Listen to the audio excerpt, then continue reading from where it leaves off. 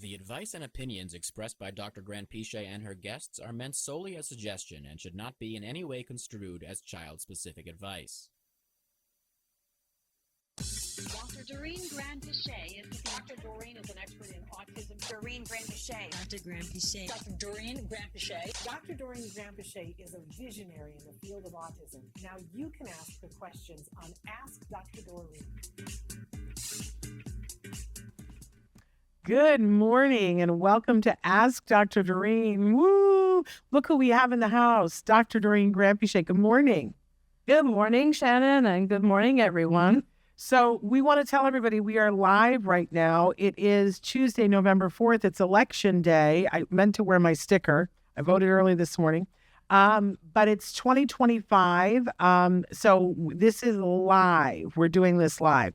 We are live right now on Facebook, YouTube, and Twitter. If you guys want to be writing in questions right now, we are absolutely live.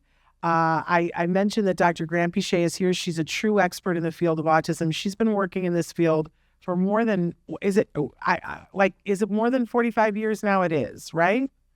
Yeah, That's I crazy. think it is. Yeah, it is for sure. In 3 years, it'll be 50. So you started when you were 6 months old, is what you're telling me. Can you believe it's that long? It's pretty amazing. It's just crazy. I can't believe that. But Dr. Granpeesheh is a true expert in this field, and I believe the expert of our time, and has been so critical at being an advocate for the individual and for their individual medical needs. Maybe later on we can talk a little bit about the term medically enhanced ABA, which you have coined so aptly. And she's also been amazing at seeing around corners and seeing things that were coming, like insurance, to be able to help the field and to be there also for the family that surrounds the individual and their individual needs. I don't think there's been anybody who has been more mindful about all three of those things. So 4 of those things. So we're thrilled to have this time with her where she's going to answer questions for you guys that you write in. As I said, we're live on Facebook, YouTube, and Twitter. Our fabulous Chris Desmond already started showing you some of the different ways that you can interact. I want you to know that when you're on Facebook, YouTube, or Twitter and you want to ask a question, just stay on that platform, ask the question, and it shows up here, and we're able to ask Dr. Doreen your question. We do tell you that there is no format like this that we could do this where we could give individual specific advice. So she will answer your question. She'll ask you more questions. And she will give you information that you can then take back to the expert who has eyes on the situation. So that's an important distinction. I also want to note that many of you watch us later and listen to us later. I hope that you're watching this show on the YouTube channel that is named Ask Dr. Doreen. Please watch Ask Dr. Doreen there. Or you can listen in podcast. It's a free download wherever you get your podcast. And you will get advertisements on that podcast because it is a free download. If you do not want to have those advertisements, you can go to glow.fm/autism live, subscribe for $5 a month, and then you get absolutely everything that we do at the Autism Network. It shows up in your inbox with no ads, and it's $5 a month, so you can't beat that. If you're on the treadmill and you need it ad-free, that's your opportunity to do that. Did I leave anything out? I don't think so. Ready to go. Okay. So our topic today is, this is just our starting topic. We'll take questions about absolutely anything, you guys, and you can be writing it in the chat. But our topic today is, what age is ABA no longer effective? Which I think is a really interesting question to begin with. And I don't know if you want to start right there or you want to start with a question, Dr. Granpeesheh. What would you prefer? Well, I mean, we can definitely start right there. And I would just respond by saying ABA is always effective. There is no age at which point ABA doesn't work, because it is, it's just how human nature is. Like, ABA has to do with behaviors that are rewarded, are increased and behaviors that are not rewarded decrease, and that is human nature. So, ABA is, we take that principle and we use it to teach our kids a lot of different things. But even if we didn't do that, that's how life is. That's how living is. Without ABA, even those things in our environments that reward us, we tend to do more of those things, and the things that are not rewarding, we tend to do less of. So it's how humans behave. I have often said that I wish that ABA had its own PR representative. Yeah. Because I believe that ABA is one of the greatest misunderstood things in the world. I agree. And it makes me crazy. Yeah. And so this question to begin with makes me a little crazy because I loved your answer. But it really goes to show how little people understand ABA and what the science is. And you just told us a little bit about that. And the fact that ABA is not just something that's used for autism. No, not at all. In fact, so we can talk about it a little bit, right? So we forget about, the ABA that we do with kids with autism. Let's just put that aside for a minute and talk about what ABA is and how in our environment it just exists. It's sort of how we develop and grow. So as I said, ABA is based on this principle of psychology called operant conditioning. A lot of people know classical conditioning, Shannon, which also plays a role in ABA, which classical conditioning is sort of Pavlov and the dogs, right? Where the dogs, every day Pavlov, the scientist would go and feed the dogs, but he would also have a bell. And so the dogs realized that every time they hear a bell, they're about to get food. And so they started salivating at the sound of the bell. That's classical conditioning. It basically means that two stimuli, two things in the environment, when they occur together, one takes on the power of the other. So the food basically gave its power of producing salivation over to the bell. That also happens in behavior, and we do use that. The concept of prompting is an example of that. But ABA is mostly operant conditioning, and operant conditioning is very simple. It basically means that everything that results in a reward is going to increase, and things that don't result in a reward are not going to increase. They're going to go away eventually. So now in life, think about that. So you go to, when you're young, let's say when you're a child, you go to school and your teacher is very proud of you because you get a really good grade. And so that becomes a rewarding thing to some children. And then they become the type of child that will always try to gain the reward of the teacher by studying a lot. Another child may go to school and do something naughty or bad, and the teacher might put that child, tell them, hey, go and take a walk around the campus because I don't want you in my classroom.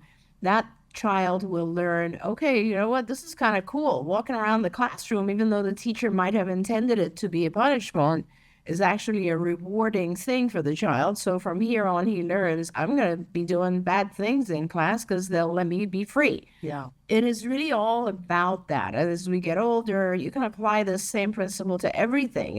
You meet someone and you speak to them at a bar or restaurant and they respond to you in a certain way. They smile and they're friendly. That's very rewarding. And so you learn, this is good. This is how I'm supposed to, talk to people if I want them to respond to me positively. And that becomes part of your personality. You go to work. When you go to work, you get lots of different rewards. Obviously, some of the rewards are intrinsic. So there are things like, I feel good about my job. And some of them are extrinsic. So things like, I get a paycheck at the end of the month. That paycheck is the reward. So even though you don't want to get up in the morning, you will continue to go to work because you will get that paycheck. That paycheck is a reward. So pretty much everything in life can be most things can be attributed to this type of conditioning, which is called operant conditioning. And that's really all we do. Like, we essentially look at our kids and we say, okay, let me first find out what's rewarding to this child. And it's going to be different things, right? Some children enjoy, I don't know, crunchy foods. Other children enjoy toys. Other children enjoy having time outside with a parent. Every child has different rewards. So we make sure to familiarize ourselves with that, because ABA, without knowing a child's reinforcements, doesn't work. It just doesn't work. So you take those, and now you have the power of being able to have the child do something good that you want and then give that reward. So that could be something as simple as imitation of a sound, because you're teaching the child language and then you reward it. And it can be as complex as something like teaching the child how to play with friends appropriately, or, do a very difficult task instead of, let's say, aggressing. So all of those behaviors, anything that we want the child to do more of, we prompt, we model, and then we reinforce. That's all ABA is. That really is what it is. And I agree with you. It has really gotten a bad rap. And people misunderstand what it is and think that it's not a positive thing and that it's not going to be good for their child. Yes, and that's so upsetting to me after my experience of my child just thriving once, because I love when you talk about that it made his world fair. There were things that he didn't understand, and then it was like he got the cheat codes for it, and suddenly it was fair. And the choices that he made were based on being informed. Even as a 3-year-old, when he didn't have words, but he understood, this is what they need. And if I do that, then my whole world becomes so much nicer. And so he learned how to learn. It was absolutely amazing. And I love the way you explain that, because it also highlights another really important thing that happens when you're learning skills. So when let's say you're a child who doesn't really understand language, and a lot of our kids, when they're very young, are having a harder time picking up language and understanding what's really going on around them for lots of different reasons. And when you start to understand those things, and really when you start to be able to attend and be able to understand what's going on around you, the environment becomes naturally more reinforcing, right? So like there are lots of children that I meet who want so badly to have friends and be able to interact, but they can't. They don't know how. The other children are interacting at a different level. Our child feels left out, isolated, doesn't understand why, starts to feel really bad about him or herself. And so as we teach these skills, and the child is actually able to, as you said, have access to those things in society that are rewarding, it is kind of like a self-fulfilling prophecy. Like we're teaching more and more, but the child is also getting more and more access to reinforcers in their natural environment. So overall, it's a very, very positive experience. Absolutely. So let me dive into some of these questions these are real questions. My 12-year-old daughter was just diagnosed with autism. The developmental pediatrician says she's too old for ABA, but my sister-in-law says that's crazy. What are your thoughts? That is crazy. It's someone who doesn't understand. So, there's a lot of attention was given years ago to using ABA to teach a really, really large amount of skills, large number of skills. And that's what's called a comprehensive program. So when you do a comprehensive program, it's generally going to be with a very young child, because your goal is very big. You're like, I'm going to teach this child everything that he or she has not learned for whatever reason. And you want to start with a child who's, let's say, 3 years old, because there's just a massive amount of stuff to teach. And you don't have a lot of time, because by the time the child gets to be, let's say, 6, now you also have to have them in school, and now academics become part of the child's regimen as well. And you just don't have enough time to teach all these things. And for, parents, when they see the curriculum we've put together, which isn't even, there's things missing even from our curriculum. But when you look at it, you realize, oh my God, there's thousands of lessons to be taught. And some children who are very severely affected, they need to learn a lot of those thousands of lessons, and it takes a lot of time. So these comprehensive programs tend to be very intensive, kind of 40 hours a week for 3 years, 4 years, whatever we can continue to do.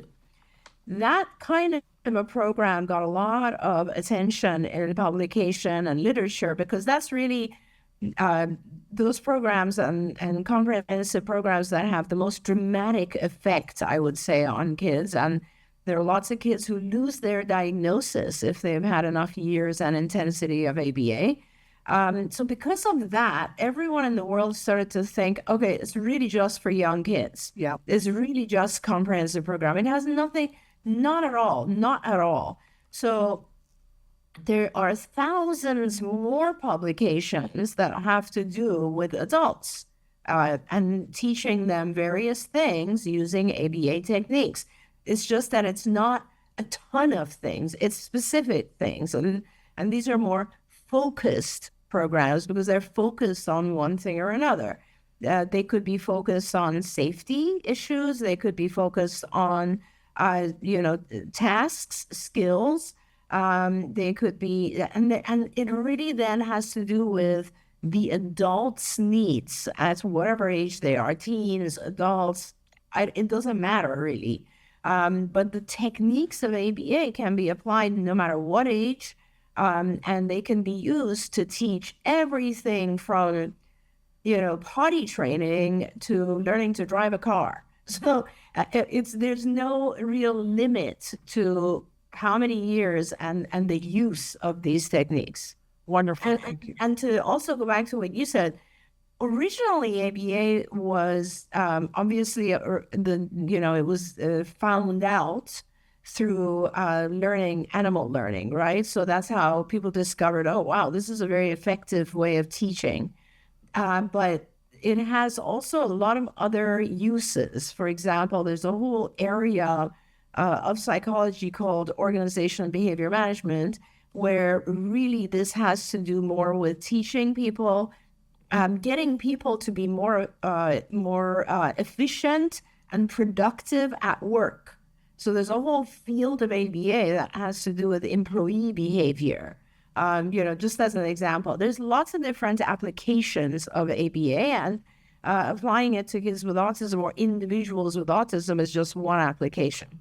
Yeah, I think that some of it is this inflexibility that people have, that they've seen one video of one kid doing one thing and they think, okay, that's all ABA. But I always think of ABA, if you've ever seen an artist that goes places and isn't just in their studio, and they have this role and they undo their role and it has all these tools in it.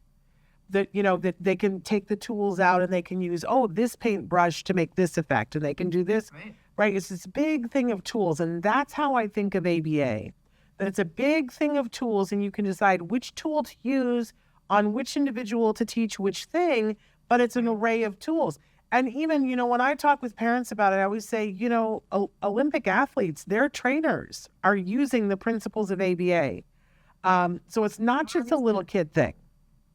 No, definitely it is applicable to all different types of behavior. Well, that goes right into our next question, which is there an age where ABA would no longer be considered effective? My son is in an intensive ABA program, and I see how much it is helping him.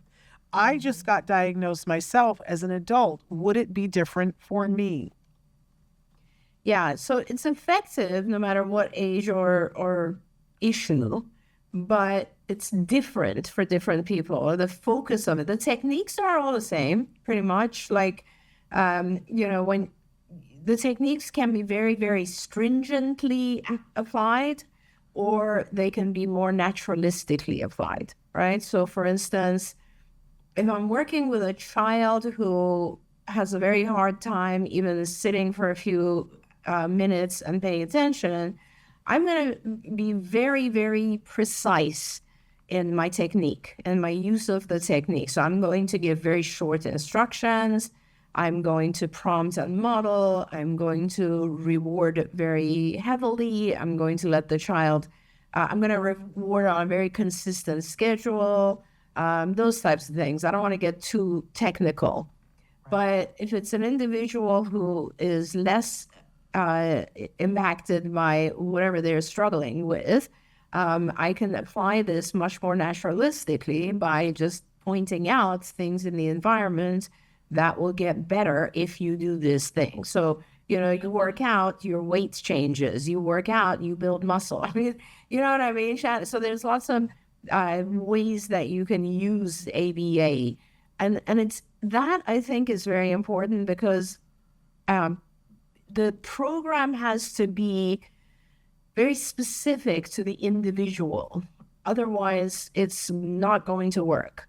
So the individual has always, this is where the fair thing comes in, right? So let's say each person has a certain number of things that they should learn or want to learn in the world, whether it's playing a musical instrument or speaking a different language or learning about history or whatever it is, right? We go through life learning things, figuring out how to pay our taxes. This is all just things that we learn all the time, and then we use them. The content has to be understandable, comprehensible, not overly difficult. And the techniques we use for that are keep the instructions simple, prompt and model so that the individual doesn't get frustrated, etc. And then the reward has to be very applicable to that individual. There are certain things that might be rewarding to me that are not going to be rewarding to someone else. Yeah. And so the personalization of ABA is vital in order for it to be effective. So yes, it'll apply to both of you, but in different ways. Okay, wonderful. I also think, and maybe this is a side conversation, I have seen over the years, and even within the field, I feel this sometimes when I'm talking to somebody, that there is a confusion between DTT and ABA. And, yeah. and to me, and correct me if I'm wrong, Dr. Granpeesheh, I always think of the SAT things where it's like DTT is to ABA, and then the one that's similar is that I say is DTT is to ABA as a steering wheel is to a car.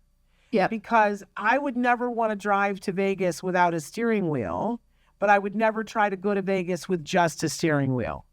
Right. I wouldn't get there. Right. You wouldn't get there. And it's a very simple, it's kind of what I just explained. And DTT is the most stringent kind of following the rules form of ABA. It's the most what we call experimental, like in the sense that it would be like very clean. Like every instruction has to be short. It has to be given at a certain pace.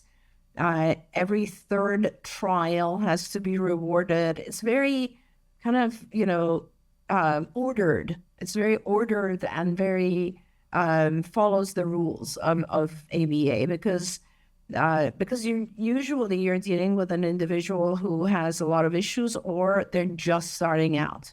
And it's kind of like teaching them the ABCs, it's the beginning of ABA.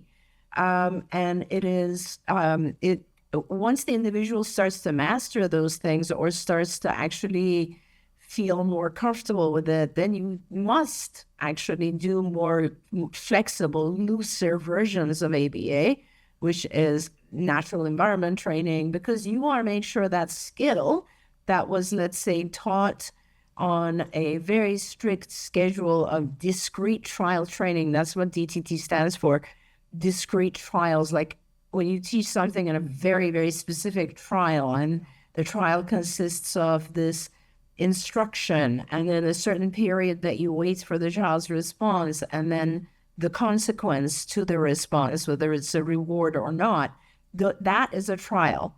And DTT is multiple trials back to back, right? So it seems very rote and regimented, but it's only because it's the most simple, clean, clear form of ABA. And when you've done that, then that specific piece of knowledge that the individual just learned with those trials now has to be generalized to real life. And real life is messy. So obviously you will now take that piece of knowledge and test it in the environment and make sure that the thing they learned in this kind of very strict, orderly fashion can also be applied to real life. Because in real life, you might not get very short instructions. You might not have a very quiet environment where there are no distractions. You might not get your reinforcer immediately. You might get a different reinforcer a little bit later. So all of those types of things have to happen in order for something to be considered mastered or learned. So it is a series of processes that you have to go through, but ABA is the whole thing, and DTT is kind of a small part of it. Yeah. And yet it seems like that there are some professionals that are out there that think DTT is the only thing. And, Right. and I will say that, I love video, but unfortunately when people videotape ABA, most of the time they're videotaping. I've seen a lot of videotape on YouTube where it's a moment of DTT. It's a trial. And then, I remember as a parent, the first time that I ever saw them say touch car to my child, I remember having that panic of, how are we going to get to college from touch car? Because I had never seen that in my life. I had never seen how you can get from touch car to going to college. I've seen it now. I would know how to explain it to somebody now, but in the beginning, and I think that picture of DTT and parents think, this isn't what I want for my child. I think the better analogy that I've done before is if you go to learn the cha-cha and you go to a cha-cha, place where they're teaching it, they're going to put the little plastic feet on the floor that have the 1 and the 2 or the left and the right. And they're going to start teaching you that way. But that is not where we're ending up. We start with that, but we don't end up there. And that's really what that DTT is. But I think it turns a lot of people off. Well, I think it's interesting, Shannon, because if you were, we evaluate when a parent comes in and has a child on the spectrum and someone says, you should consider ABA. They go in with an evaluation mindset. I'm going to go and see if this is something I like for my child. Yes, you're right. But parents don't go in with an evaluation mindset when they take their child to kindergarten, right? Because it's a given. The curriculum for kindergarten is what it is, and my child is going to join all these other children. So nobody goes in and stands there and thinks, I wonder if it's okay if they're repeating the alphabet 20 times a day. That seems kind of rote to me. What about all these worksheets that are matching and sorting? Why are they doing all this? I'm not sure this is for my child. Do you know what I mean? Yeah, you're right. A ton of rote stuff in every grade, if you think about it. In every single grade. Well, if you're in 10th grade and you have chemistry, what are you going to do? You're going to memorize the chemical tables, right? Yeah. So memorization is the rote part of pretty much everything. And if you teach another language, if anyone listening has learned another language, it is very similar to what we do with our kids. You first learn a bunch of nouns, and which we call labels, and then you learn a bunch of verbs, which we call actions. And, you learn them in different tenses, and then you put them together in sentences. I mean, it's all the same thing. It's just that our mindset is that I should be evaluating the validity of this thing. You're right. Whereas, honestly, if you put it side by side with schooling, which all of our kids go through, it would come out way ahead because it's very individualized. It's very rewarding. It's very built upon each other. And people don't, a child will not really struggle because you keep adjusting the program to meet the child's needs. Whereas in schooling, it's pretty rote if you think about it. So, different way to look at it. I really hadn't thought about it that way before, but you just lit a fire in my head. So that's good. I want to move on to another question. My son has been in ABA program for 11 years. He has made progress, but he is still very impacted and nonverbal. Do we keep doing ABA or do we try something different? Maybe you want to try someone different. The reason I say that is that, 11 years, I've had kids for 11 years too. But let me tell you, after 11 years, there's very little left for them so there's two, I don't want to say that. I want to talk about like what happens. So some kids, when they start out, if you did everything by the book, all right, if you did like at least 3 years of very intensive work, and then you get to a point where the child is still lacking certain things, but it's not a lot, and they're more executive functions and cognitive and social skills and things that are advanced and take longer to teach. So yeah, then it could be another 4 or 5 years of that, but at a very lower intensity. So, you're starting at a high intensity, and then over the course of time, you're just going lower, lower, lower, because you want to fade out, and you don't want the child to suddenly have no support. Also the family, like you want to make sure you're involved until things are good for this child. Yeah. So that's one scenario. Another scenario is that I'm teaching wrong. I might be not really doing things right. And if I was doing them right, this child would possibly learn faster and not need the 11 years. So I don't know what it is in your child's case, but I would suggest that you maybe go to another agency and ask them just to do an evaluation. I've done this many times for families where I will look at the child's program. What you could also, as a parent, you could do is you could videotape a few of the therapists and maybe your supervisor, so that you have sort of something to show someone else. It's like getting a second opinion. You just want to get a second opinion and make sure that everything is being done right. Yeah. And if it is, and your child still needs 11 years of ABA, then I would have to ask you more questions. I would have to ask, did they receive intensive stuff in the early days, or did you never do intensive? In which case, yeah, it could go on forever because your child really never had the opportunity to learn all the things they needed to learn. And I would then also ask you a bunch of other questions, like, is your child medically well enough? Are they sleeping? Are they able to attend? When my children hit a plateau, I really want to then start kind of questioning what else could be going on. Why is my child not learning the way they should? Is it the technique that we're using? Is this a visual child and we're still giving verbal instruction?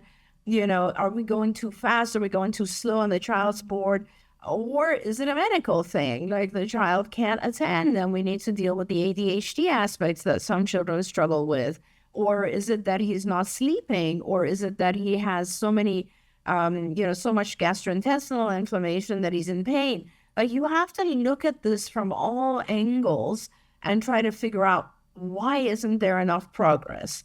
And yes, there are cases where the medical, let's say I've had children where, they have extremely active seizures and extremely inflamed brain inflammation, very severe brain inflammation. And then, yes, until we figure out how to deal with all that, it's kind of a waste of time to be doing ABA because the child isn't well. And, when you're not well, trying to teach you a bunch of stuff is just not right. That's where the fear comes in. So I think for this parent, maybe you have a second opinion about someone from the ABA field, but you also really focus on, is my child well? And how is he doing kind of from a medical, biochemical perspective? And we mentioned at the beginning the term medically enhanced ABA. Maybe this is a point to talk about that for just a couple of minutes. Yes, thank you. Term that you've coined, that you feel very passionately about. And I think anybody who hears you speak about it then feels passionately about it. Yeah.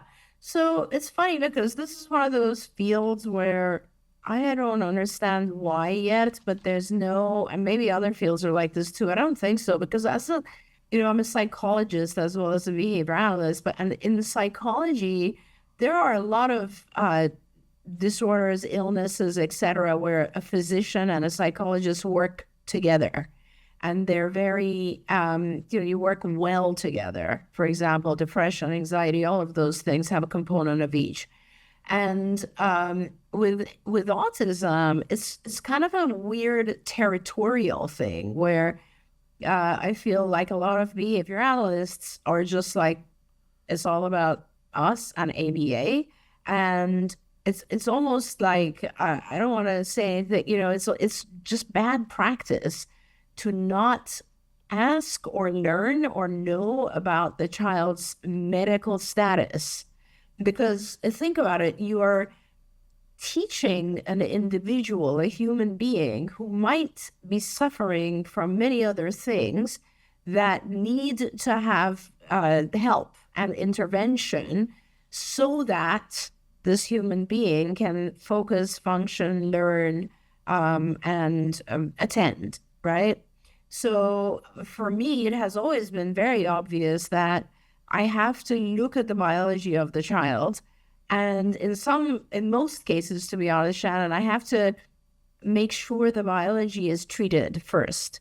Because when you treat the biology of a child, when you treat the medical issues, it could be a lot of different things. Let's say it could be, gluten intolerance, casein intolerance. Okay, I put my child on a diet, then now I can see, wow, I have so much data on this to myself, Shannon, where you see children doing so much better when they have the right medication, right? And they're able to learn now and focus and pay attention and so on. They're no longer in pain. Their brain inflammation has subsided or is subsiding.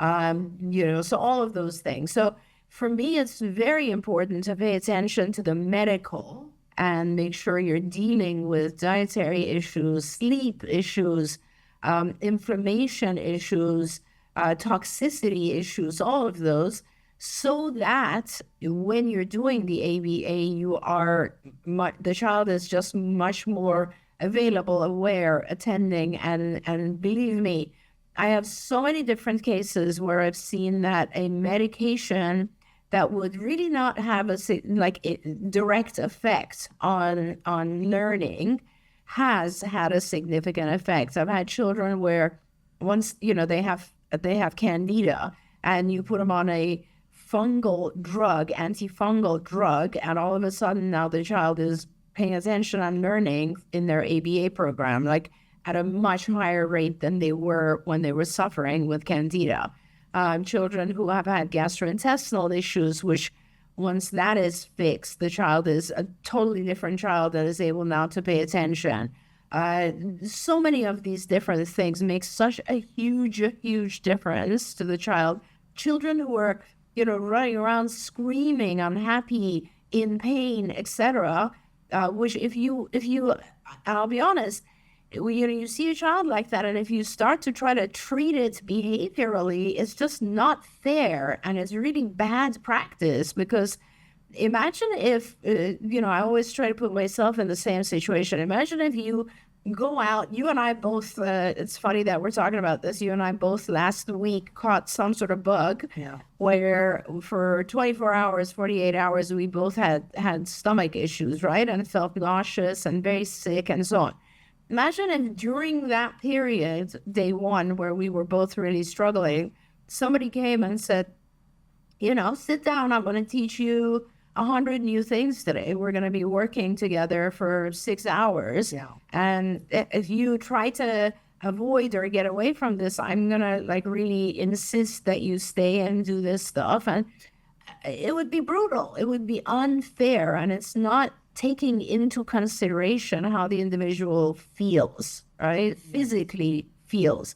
Right now, there's a lot of conversation about assent, individuals giving us permission to teach them these things. Well, in my opinion, looking at the medical side of the individual is even more important, because it is really about how they feel. How are they feeling when you start to attempt to teach? So that's what medically enhanced is. It's basically take care of the medical side of things when you're doing ABA, because it will just boost your ABA and you'll get much better results when the individual is feeling well, when they're sleeping well, and when they're ready to learn. Amen to that. Thank you. A similar question, but slightly different. My teen has been doing ABA for 5 years now, started in COVID. When do we know that ABA has done its thing and we should stop? That's such a sweet question. Whenever you've reached your goal, I'll put it that way. So everybody comes in with a different goal. Some parents come in and their goal is teach my child every single thing he or she needs so that by grade 3, they can live an independent life and don't need any support.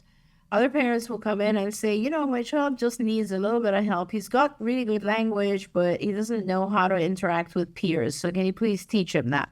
Another parent will come and say, my kid's learning, but he's learned bad habits, like using aggression and tantrums to communicate with his peers. That's not good. Can you please get rid of that? So everybody has different goals, and the goals are not just kind of what the parent wants, but also what's realistic, right? So, if you come at age 8 and say, hey, I've never had ABA before, but I want you to teach my child every single thing that he needs in order to lead a completely neurotypical life, I might be able to say sure if he's mildly affected, or I'll have to say no if there are too many severe deficits and areas to address, and then I would pick the most important ones. So the goal matters, right? It has a lot to do with what you feel your child can accomplish, what you want for them, and also how much time you have. So how old is the child? How much work can we do? Can the child receive intensive therapies and so on? A realistic goal. And so we put those in place. And once you've achieved that goal in real life, then certainly you can stop doing ABA. Or you might then have a different goal at that point. It just varies for each family. Okay. I would love to hear the doctor talk about what therapies does she recommend for a 12-year-old with high anxiety and autism. Does she still recommend ABA? Yeah, that's a great question. So the most effective treatment for anxiety is a combination of medical and cognitive behavioral. So that is over and over has been proven. So medical, anxiety and depression have the same exact medications. Okay, so because we're talking about neurotransmitters, and these medications control our neurotransmitters. The neurotransmitters are kind of the communication system of our nervous system and our body, right? So if we have too much of them, sometimes we feel either anxious or depressed. It depends on each person on what type of neurotransmitter. But basically, the medications are antidepressants for anxiety. There are things called selective serotonin reuptake inhibitors, which is SSRIs, or SNRIs, which are serotonin and norepinephrine reuptake inhibitors. These are neurotransmitters. Serotonin is a neurotransmitter, norepinephrine is a neurotransmitter. And so we control those within the body.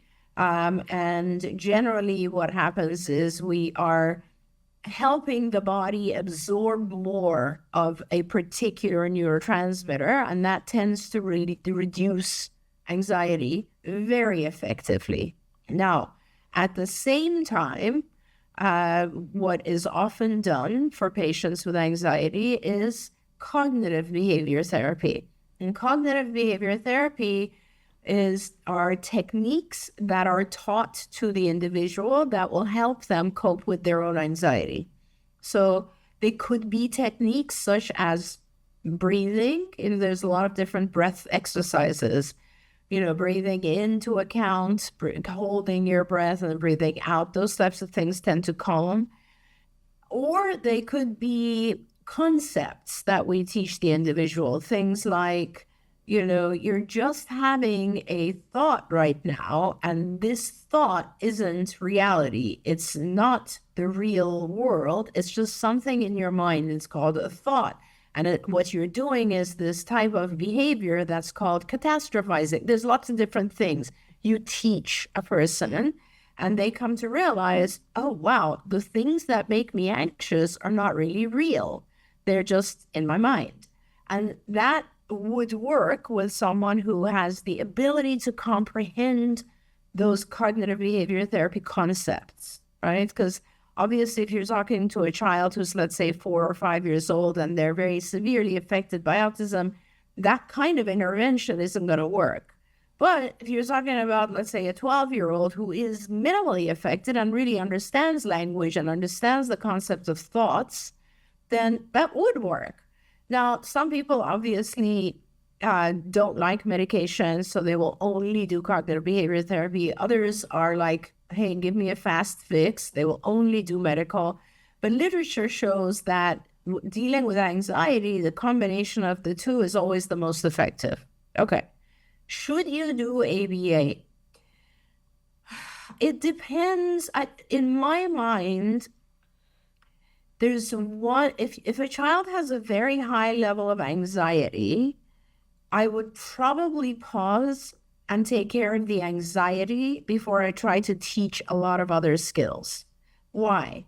Because failure, and we all fail when we're learning, right? So you get certain things right, certain things wrong.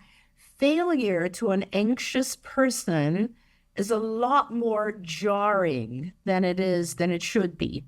So I don't want that anxious individual to feel like a failure, because that's going to really increase their anxiety and could even pop them into depression, which is kind of the other side of anxiety. So I'd rather first get the anxiety a little bit under control and then embark on using behavioral techniques to teach things. If the anxiety is not that severe and the individual is actually really sharp and is learning fast, has a very high rate of acquisition, then I probably would do ABA, because it would be right off the bat a very successful experience. And when it is a successful experience, it'll help the anxious individual feel better about themselves, and then the anxiety will subside. So you have to be very careful about the interaction of autism and anxiety, and kind of make sure that what you're doing is not going to make one or the other worse. Okay, good point. Very complex answer. No, but I love it. I absolutely love it. Is 8 too old to get an autism diagnosis? If he does get a diagnosis, is it too late to do ABA?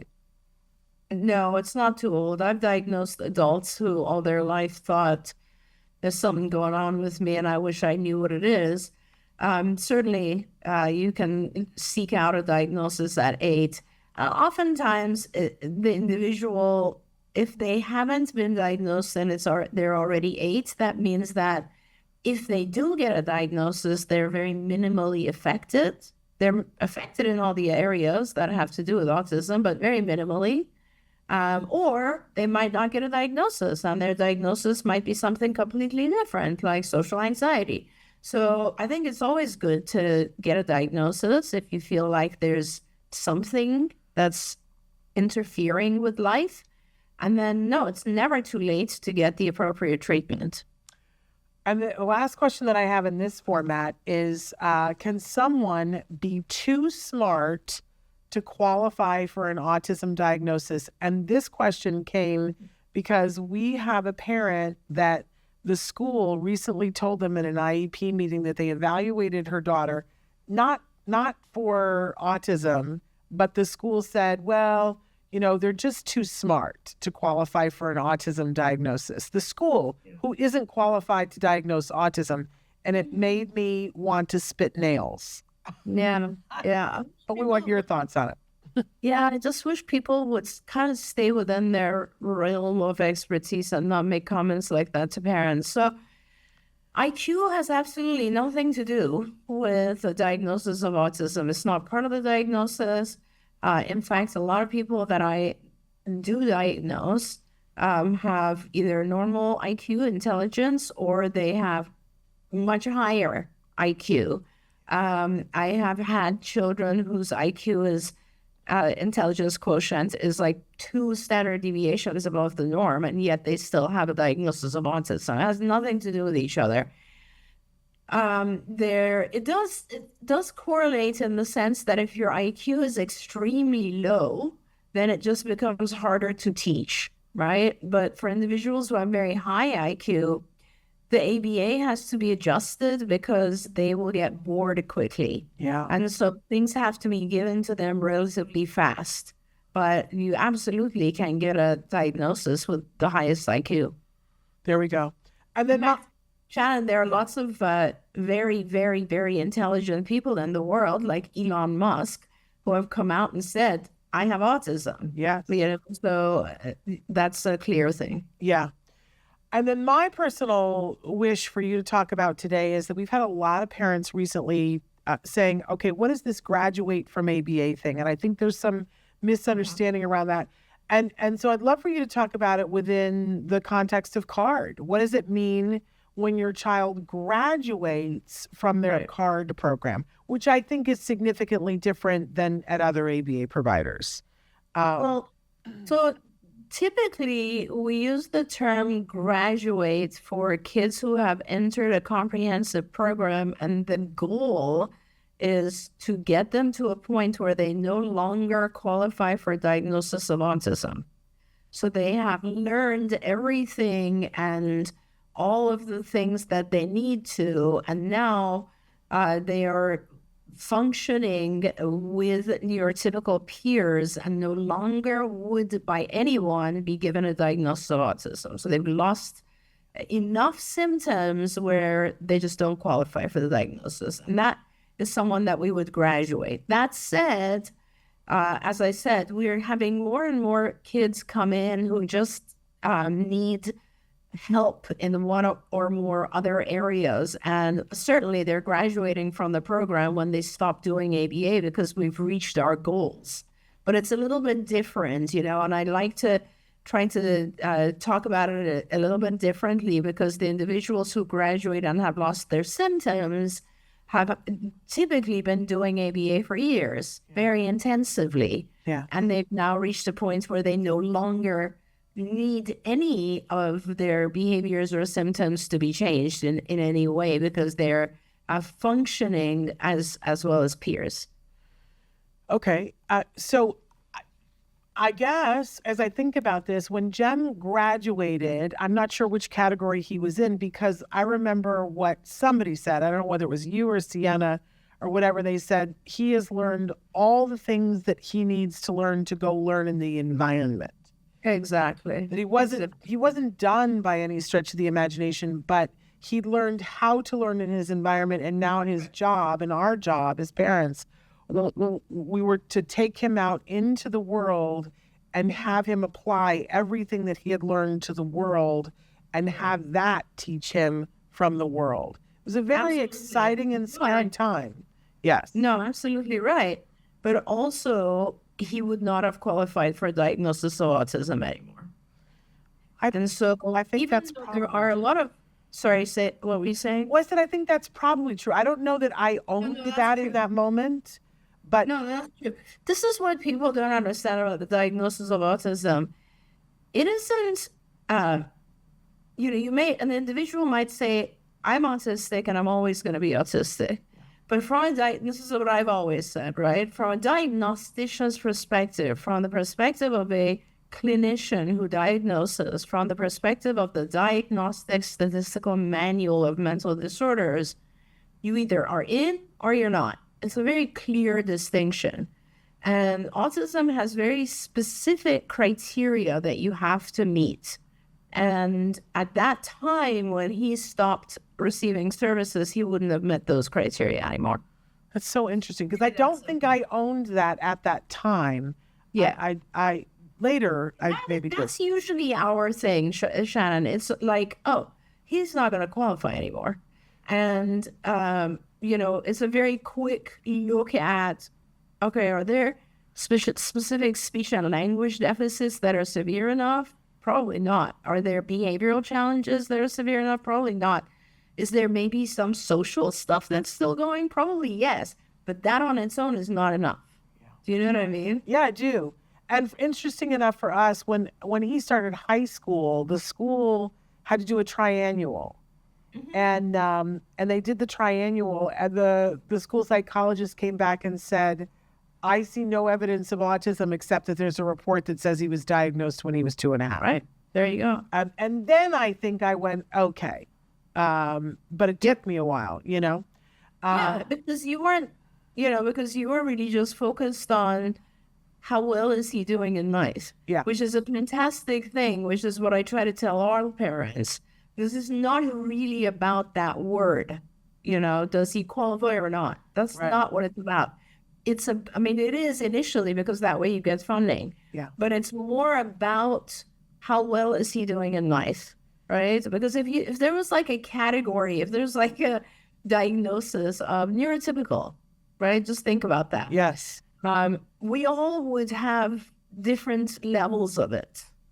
You know what I'm saying? And so there's no real benefit at that point to be just saying, oh, he doesn't have this anymore. He could be struggling with a lot of other stuff. It's all about how well the individual is doing in life.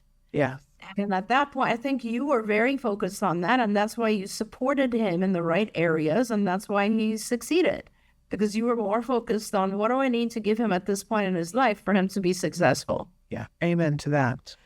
We just have about a minute and a half left. And I just wanted to say, though, I think the crux of this conversation for me is that there's a whole lot of people who could stand to do some more investigation of good quality ABA for themselves or their children, and think a little bit more flexibly outside the box of, I feel like if I were to go to all those people and say, hey, would you like a method of learning that's specific to you and that rewards you in the way that's meaningful to you? Would that be exciting for you instead of what you've been doing, either for you or for your child, that everyone would say, oh my God, I've been looking for that. Right. And that is what good quality ABA is supposed to be. And I just want to say to anybody, any parent or any person who's participating in ABA where that isn't happening, that you should ask more questions, because that to me is what ABA is, and it's what it's supposed to be.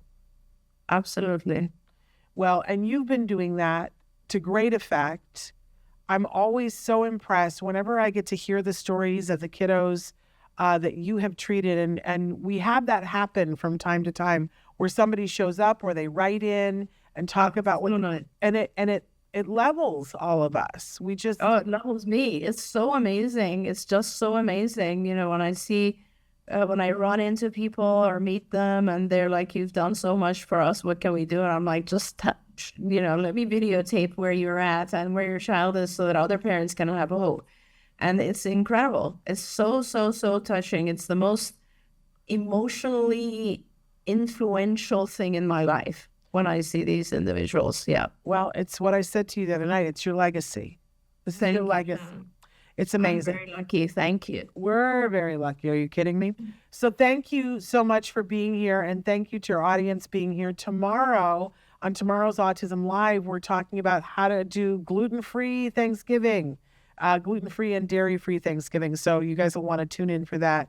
But always, Dr. Granpeesheh, we appreciate you so much more than you could possibly know. Thank you so much. We want to give the programming note that we won't be here doing live shows next week. We're ramping up for the Festival of Toys the weekend after. The toy guide will go live next Thursday, God willing. And then we'll be back with you, and we'll be talking about toys and things of that nature. So we'll be back that week before Thanksgiving, you guys, but check out the toy guide next week, and then be with us tomorrow to talk about gluten-free Thanksgiving. Thank you so much for being with us, Dr. Granpeesheh. Thank you to our audience. We'll see you tomorrow. Until then, give your kiddos a hug from me and one for you too. Bye-bye for now. Bye, everyone. Don't forget, you can watch Ask Dr. Doreen live every Tuesday morning at 10 a.m. Pacific time. We hope to see you there.